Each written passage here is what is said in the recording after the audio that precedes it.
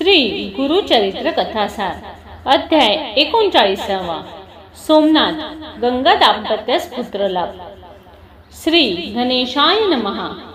सिद्ध नामधारकांना म्हणाले, श्री गुरूंच्या कृपेने 60 वर्ष वयाच्या एका निपुत्रिक स्त्रीला संतान प्राप्त झाले. त्यांची कथा ऐका.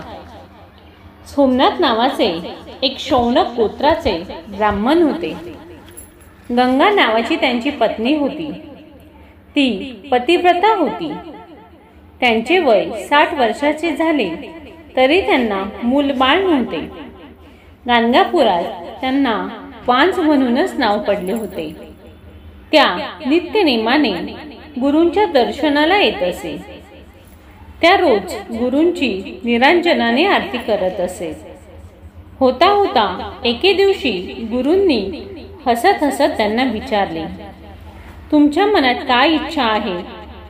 रोज तुम्ही निरांजनाने माझी आरती का बरे करता?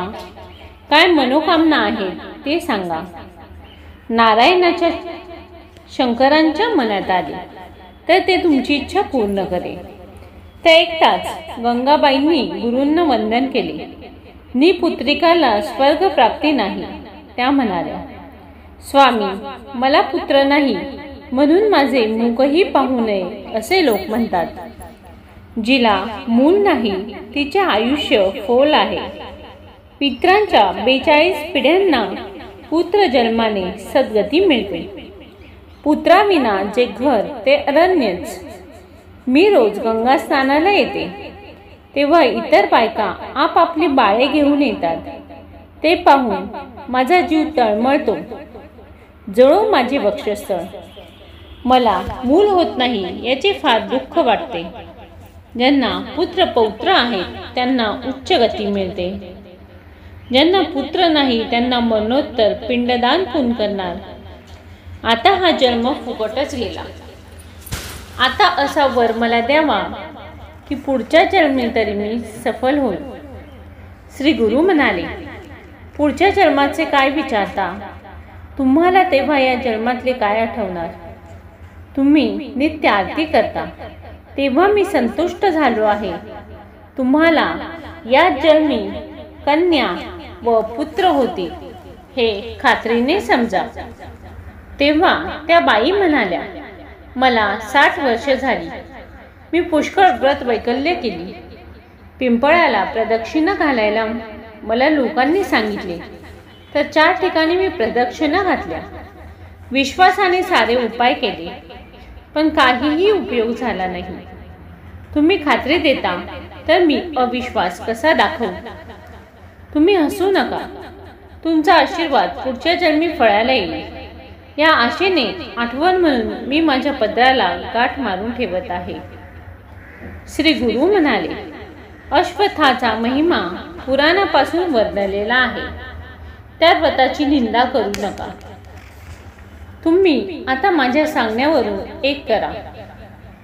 नित्य भीमा अमरजा संगमावरती जा. तेथे आमची आणि अश्वत्थाची अशी दोघांची सेवा करा. तेथे अश्वत्थ रूपातच नारायणच वास करतात. त्या गंगाबाईंनी पुराणातील अश्वत्थाच्या व्रताची माहिती विचारली. तेव्हा श्री गुरूंनी तिला ती माहिती सांगितली. ते म्हणाले, ब्रह्मांड पुराणात ब्रह्मदेवांनी नारदांना अश्व महिमा सांगितला. पुढे नारद त्रिखंडात संचार करत करत ऋषींच्या आश्रमाला आले. त्यांना नारदांनी अश्वत्थ वृक्षाची थोरवी सांगितली. ते म्हणाले, अश्वत्थ वृक्ष विष्णू स्वरूप आहे.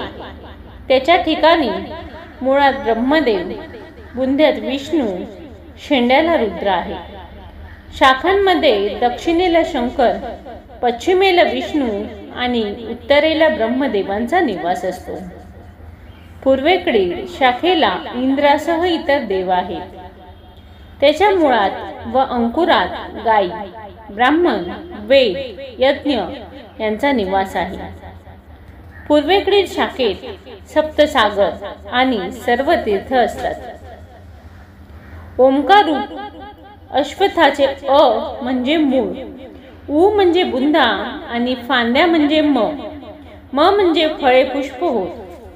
अश्वत्थाचे मुख आग्नेयेस असून तेथे वसु, रुद्र, आदित्यादी सर्व देव असतात. त्रयमूर्तींचा वास असलेल्या या अश्वत्थाची पूजा आणि आराधना कशी करायची तो विधी नारदांनी ऋषींना विदित केला. या व्रताला गुरु, शुक्र आणि चंद्र बळ असणाऱ्या दिवशी व आषाढ, पौष, चैत्र या महिन्यात प्रारंभ करावा. या वृक्षाला रविवारी, मंगळवारी, शुक्रवारी, संक्रांतीस, संध्यासमयी, रिक्ता तिथीस, पर्वणीस, व्यतिपात योगावर, दुर्दिनी, वैधृत व अपरांत काळ या वेळेत स्पर्श करू नये. खोटे बोलणे, जुगार, निंदा वर्ज्य करावी. सकाळी मौन धरावे.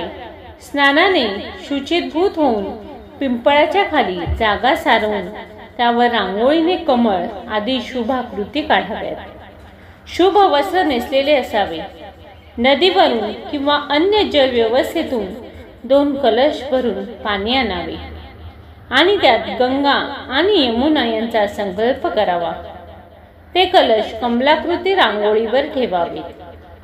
त्या कलशाची पूजा करावी. पुण्याहवाचन करावे. देश कालोच्चार व इष्टकामना संकल्प करावा. मग अश्वत्थाला 7 वेळा कलशाने पाणी आणून स्नान घालावे, अर्थात मुळाशी पाणी घालावे. नंतर पुन्हा स्नान करावे. अष्टभुजा नारायणाची मूर्ती ध्यानी धरावी. लक्ष्मी सहित ध्यान करावे.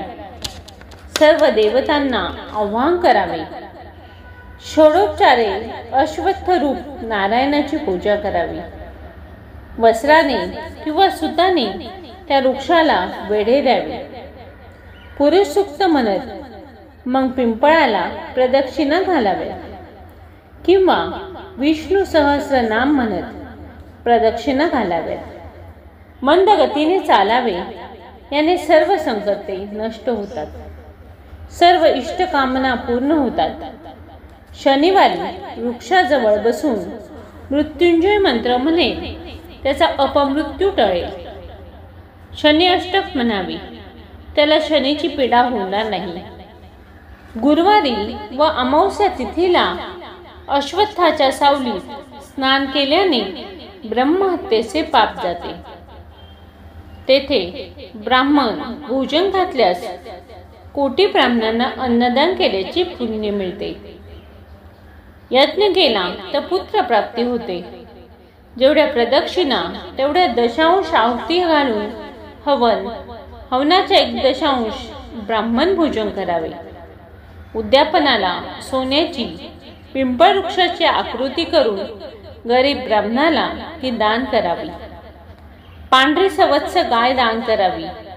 तिळाची रास वृक्षाच्या तळी करावी व पांढऱ्या वस्त्राने झाकून ती ब्राह्मणांना दान द्यावी. श्री गुरु गंगाबाईंना नारदोक्त अश्वत्थ महिमा अशा प्रकारे सांगून म्हणाले, संगमावर पिंपळाचा वृक्ष आहे, तेच आमचे स्थान आहे. तेथे तुम्ही एकाग्र मनाने सेवा करा, तुम्हाला कन्या आणि पुत्र होतील. त्यावर गंगाबाई श्री गुरूंना म्हणाल्या, माझे वय 60 वर्ष, मला अपत्य होणे शक्य नाही, पण माझी तुमच्या वचनावर श्रद्धा आहे. तुमचे वाक्य अंतिम सत्य. एरवी पिंपळाबद्दल माझ्या मनात एवढी श्रद्धा नाही, पण गुरुवचनावर श्रद्धा आहे, तेव्हा मी तेथे जाऊन व्रत करेल. असे म्हणून त्या वृद्धा संगमस्थानी केल्या. तेथे 6 तीरांच्या 3 नद्यांच्या संगमात स्नान करून त्या पिंपळाची पूजा करू लागल्या. 3 रात्री गेल्या. स्वप्नात एक ब्राह्मण आले आणि त्यांना म्हणाले, गाणगापुरात जा. तेथे श्री गुरूंना तुम्ही 7 प्रदक्षिणा घाला. जे काही ते तुम्हाला देतील ते तुम्ही भक्षण करा. तुमची मनोकामना पूर्ण होईल. त्या जाग्या झाल्या. मग स्वप्नाप्रमाणे श्री गुरूंच्या दर्शनाला आल्या. त्यांनी गुरूंना नमन करून 7 प्रदक्षिणा घातल्या तेव्हा श्री गुरूंनी प्रसन्न होऊन त्यांना 2 फळे दिली, ती भक्षण करायला सांगितली. त्यांना भोजन करायला सांगून ते म्हणाले, आज तुम्हाला कन्या आणि पुत्र यांचे दान दिले आहे, तुमची इच्छा पूर्ण होईल. आश्चर्य असे की त्यांनी व्रताचे पाळणे केले, ब्राह्मणांना दाने दिली, फळे भक्षण केली. त्यानंतर त्यांना म्हातारपणीही ऋतू प्राप्त झाला. 3 दिवस व रात्री त्यांनी कोणाचेही दर्शन न घेता एकांतात राहून, मौन राहून, शुभ्र वस्त्र नेसून व हिरव्या खापरात भोजन करून पाळी संपल्यावर गुरूंचे पुन्हा दर्शन घेतले. पती समेत श्री गुरूंचे दर्शन घेऊन व त्यांची पूजा करून ते दाम्पत्य स्वगृही परतले. नंतर पतीशी संग करून ती गरोदर राहिली. लोक फार आश्चर्य करू लागले. सोमनाथ त्यांचा पती आनंदित झाला. त्यांच्या बरोबरीने सोमनाथांनी आनंदोत्सव साजरा केला. गुरूंची पूजा करून स्तुती स्तोत्रे गायली. 9 मास भरले त्या प्रसूत झाल्या. त्यांना कन्यारत्न प्राप्त झाले. ती कन्या मोठी भाग्यवती होईल असे जातक ज्योतिषांनी सांगितले. पुढे त्या दाम्पत्याने ती कन्या गुरूंच्या दर्शनासाठी नेली. गुरूंनी ती कन्या प्रेमाने जवळ घेतली आणि तिला पुत्र पौत्र होतील, वंश वाढेल, सद्भाग्यवती होईल, दीर्घायुष्य होईल असा आशीर्वाद दिला. ते म्हणाले, दक्षिण देशाचा राजा हिचा पती होईल. श्री गुरु सोमनाथ व गंगाबाई यांना म्हणाले, तुम्हाला आणखीन एक पुत्र होईल. तो 30 वर्ष जगेल व मोठ्या योग्यतेचा होईल. शतायुषी पुत्र हवा असेल तर तो मूर्ख असेल. तेव्हा गंगाबाईंनी मोठ्या योग्यतेचा पुत्र व्हावा आणि त्याला 5 पुत्र व्हावेत अशी इच्छा प्रकट केली. गुरूंनी त्याप्रमाणे आशीर्वाद दिला. त्याप्रमाणे पुढे त्या दाम्पत्याला पुत्रही झाला. जी कन्या झाली तिच्या बाबतीतले सर्व भविष्य खरे ठरले. तिच्या पतीने यज्ञ केले म्हणून त्यांचे दीक्षित हे नाव प्रख्यात झाले. सिद्ध नामधारकांना म्हणाले, गुरूंवर पूर्ण श्रद्धा ठेवावी, तेच सर्वथा कल्याण करतात. 39वा अध्याय समाप्त. व्हिडिओ आवडल्यास लाईक करा, सबस्क्राईब करा. धन्यवाद.